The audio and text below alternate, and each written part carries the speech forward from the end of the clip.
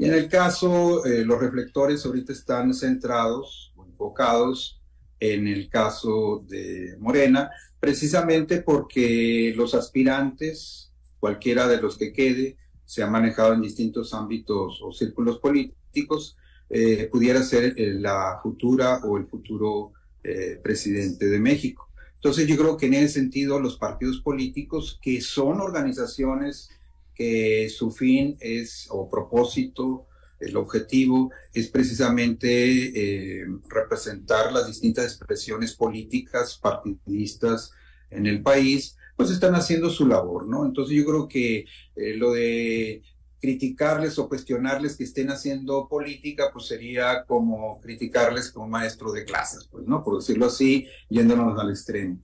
Pero efectivamente también hay sus tiempos, ¿no? Es decir, los tiempos electorales están marcados, pero también podemos ver ejemplos aquí concretos. Por ejemplo, no sé si ustedes recuerdan cuando hubo un candidato o aspirante en aquel tiempo, Girulamo, Pardés o cuestiones así que estuvieron colocando en Las las bardas, bardas. sí. Así es, también otro aspirante, candidato que también planteó ahí, por ejemplo, la cuestión esta de el pato polarizados y ¿cómo se llaman? En espectaculares. Sí, Y ya sabemos que es uno de los que hoy está, por ejemplo, en uno de los partidos de oposición. Entonces, yo creo que ese ambiente y esas acciones lamentablemente son parte de la picaresca mexicana, de la política, y creo que por más acotaciones que se le van poniendo, buscan la manera de sacarle la vuelta.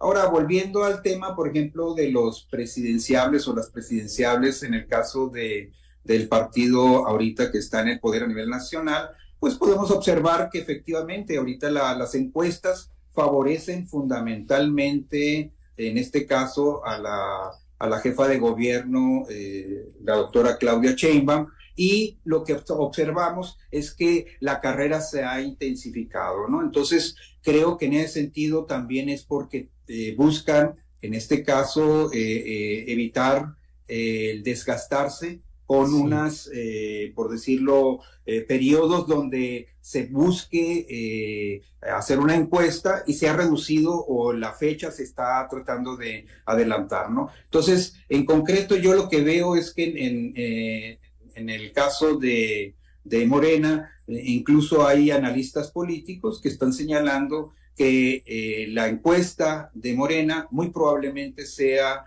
de quien resulte ganador, quien resulte triunfador también en la elección constitucional, ¿no? Entonces Sí. ese sería el panorama. Creo que la mayoría de la gente ya empieza a detectar o a reconocer los nombres, porque hay que recordar que pues no todos tienen la familiaridad con la política, y hay que también señalar que mucha de la gente, la población, no solo en México, ¿no?, sino en grandes países o en otros países, está ocurriendo un fenómeno que se le llama la desconexión voluntaria ante los medios de comunicación y sobre todo en temas políticos, ¿no? Entonces, creo que ese es un fenómeno que está ocurriendo y que se disparó a través de, o bueno, en el periodo de la pandemia, ¿no? Entonces, ¿qué es lo que tenemos? Bueno, que se ha intensificado esta situación de las precampañas, que no son legalmente precampañas, pero que en la práctica lo estamos observando. Sí, en la práctica lo estamos observando claramente. Aurora, bueno, la oposición no vemos nada porque pues está desdibujada, sigue desdibujada. ¿Tú cómo la ves? Las Totalmente, mira, figuras, dos sí, apreciaciones que te quiero comentar. sí, Yo creo que esta precampaña adelantada, pues por ejemplo ayer a alguien le costó la venida de Claudia Sheinbaum, de Sheinbaum. Ella dice que ella paga sus boletos. Qué bueno, ¿no? Qué bueno que sí, los pague los boletos. Y traía varias personas cuando llegó al aeropuerto, que lo recibieron con un señor bailador ahí de Jackie y el propio señor gobernador lo recibió con gran entusiasmo a la señora Sheinbaum, pero alguien tiene que pagar toda esta movilización. sí, ¿Quién la paga? Pues Ella dice, estaba viendo notas, que ella dice que los gobernadores la llaman. Tiene 22 Sí, gobernadores del gobierno de Morena, pues imagínate 22 estados, pues obviamente los va a visitar con su plática, pero alguien paga todas estas movilizaciones, alguien paga toda esta logística y es dinero del gobierno. Se sí, puede presumir, porque ahorita pues rendición de cuentas no hay, el INAI está parado, el ISTAC también, entonces todo está parado, sí, no podemos preguntar quién pagó la avenida, porque todo ese gentío no fue movido nada más porque sí. Otra cosa, si quieren estar en la política, en esta precampaña, que no son los tiempos, pero están porque así se hace y así lo tomamos como normal, pues que renuncien. ¿Cómo es posible que esté temblando en la Ciudad de México todo el santo día, a todas horas, en una red de temblor espantoso, la gente con el Jesús en la boca y la señora paseándose por todo el país en una plática que nadie entiende ni nadie le interesa? Ella lo que quiere es que la conozcan en todo el país. Entonces, yo creo que también están viendo, yo creo que tienen que estar viendo ellos también en esta parte de no mentir, no robar, no traicionar y ser sí, congruentes con lo que dicen, con sus actos, no tanto sí, con la narrativa o que si se hace, que si se normaliza. Y por otro lado, la oposición efectivamente desdibujada completamente en todos los temas, no nomás sí, en el asunto de la política de presidencial, de tener un precandidato formal, que efectivamente, como dice el maestro Cuauhtémoc, sí es cierto, Ana, hay visos ahí que la Liga Itella se viene para acá y lo que viene otro, que el señor Enrique de la Madrid aparece de vez en cuando, en fin, y el Alito pues logró quedarse y el del PRD también logró quedarse y el Marco logró quedarse. Entonces la nomenclatura de la oposición afianzada, sí, divorciada para mí con la sociedad, con la sí, ciudadanía. Entonces ahí creo que están perdiendo el tiempo la oposición, una oposición que está, con una nomenclatura aferrada a quedarse y hablan de una ciudadanía que no vemos por ningún lado. Entonces, la oposición, sinceramente, quién sabe cómo le vaya, como es el maestro Cuauhtémoc, al menos en lo que vemos hasta ahorita, en la fotografía de ahorita es en Morena se queda la presidencia. sí, Definitivamente, digo, sí, sí, Enrique sí, de la Madrid dice que es pecado decir que no hay oposición. Pues compruébenlo, sí. compruébenlo. Pero pues hasta ahorita no lo hemos comprobado. Estamos viendo los mismos tiempos de aquel PRI hegemónico, Cuauhtémoc, maestro Cuauhtémoc, donde pues, hacían esto y más, ¿verdad? Ya que voy, a que muchos nos están diciendo, o muchos estarán pensando, ¿por qué se asustan? Pues si es lo mismo de siempre, ¿por qué hablan de la cargada? Si es lo mismo fue lo mismo con el PRI hegemónico, aquel régimen, y también con panistas, y en gobiernos municipales, y a nivel municipal, a nivel estatal, también se ha dado esto, ¿no? De placearse con recursos del erario, hacer eventos y aprovechar esa plataforma que les da el cargo público para hacer sus campañas. ¿Nos estamos asustando, maestro, o cómo la ve? Sí, yo creo que aquí habría que realizarse efectivamente una investigación y obtener información para determinar en qué términos es el flujo de recursos hacia estos actos, ¿no?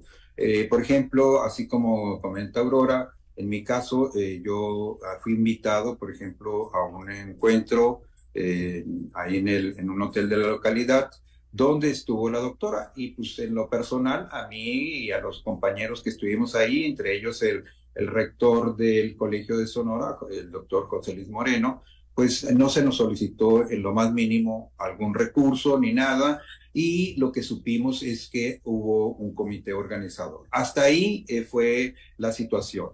Ahora, en cuanto a la política, yo creo que, como tú bien lo mencionas, tenemos que hay una hegemonía. ¿Qué significa hegemonía? Significa dominio de una organización política o social, y en este caso es lo que ha estado ocurriendo. Es decir, que cuando fueron los tiempos, por ejemplo, del Partido Revolucionario Institucional, ahí hubo una hegemonía Sí, y esta hegemonía dominó el poder ejecutivo, el poder legislativo y el poder judicial.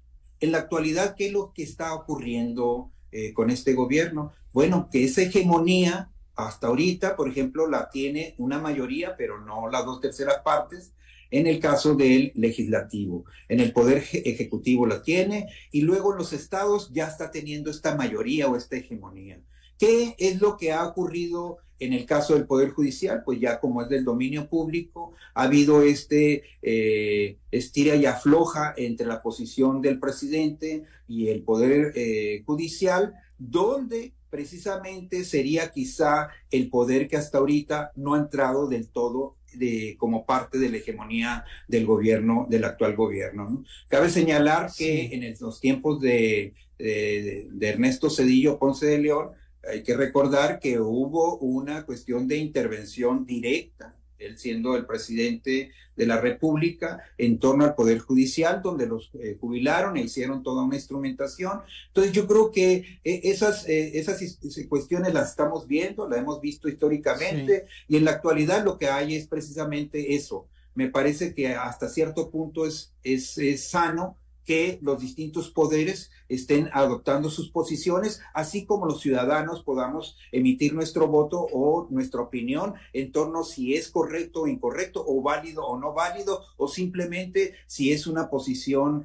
que va a favorecer a determinado partido o grupo en el poder, ¿no? Entonces yo creo que no nos debemos de asustar. En lo personal, a mí me parece que la política que hacemos los ciudadanos y los políticos debe de estar encaminada a representar los intereses de la ciudadanía, y en la medida en que se representen esos intereses, yo creo que la ciudadanía se va a sentir representada. Hay que recordar que en la actualidad el presidente de la República tiene un alto margen o índice de aceptación, y eso nadie lo ha discutido hasta ahorita. Pues entonces yo creo que si tenemos a un presidente que tiene un gran respaldo popular, pues yo creo que él está ejerciendo ese poder, ¿no? Claro, sí, no, sin lugar a dudas.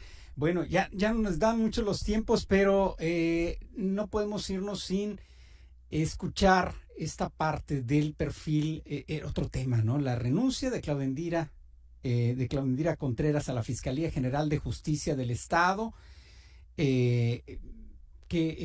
pero bueno, vamos con el perfil, yo creo que pues sí se ha comentado. A mí me hubiera gustado también tener tiempo para escucharlos, su opinión sobre esto en específico, la renuncia, qué se gana, qué se pierde, qué escenarios hay, pero sobre todo el perfil, porque es una decisión sumamente importante. Yo creo que muchos coincidimos, no sé, Aurora, si tú coincidas, la más importante en cuanto a asignación de cargos que le corresponde al gobernador ahora en el sexenio de Alfonso Durazo Montaño. Yo creo que esta es la más importante que tiene. ¿Cuál debe ser el perfil del próximo o la próxima fiscal, Aurora? Pues mira, yo creo que el tema central es la procuración de justicia, y en este país pues ha sido lenta y le debe a los mexicanos. Entonces yo creo que el gobernador efectivamente, creo que Claudia Indira hizo un buen trabajo. Se ve que le pidieron la bola para mí, porque inclusive la carta misma de ella le agradece al señor gobernador que la haya mantenido, pues a fin de cuentas, porque trascendió del gobierno anterior al actual. Y yo creo que la señora, yo vi una profesionalización en el trabajo de esta área tan importante para los mexicanos. Pero efectivamente yo creo que el perfil, obviamente, pues ¿qué debe ser? Honesto, conocedor, mujer o hombre, el que sea, debe tener un gran compromiso con los mexicanos. Aquí el asunto es si la Procuración de Justicia se politiza. Y cuando se politiza, empiezan los problemas. De por sí, no tienen las capacidades los ministerios ni todo el aparato para poderlo lograr. Tienen de verdad abultado todo un trabajo.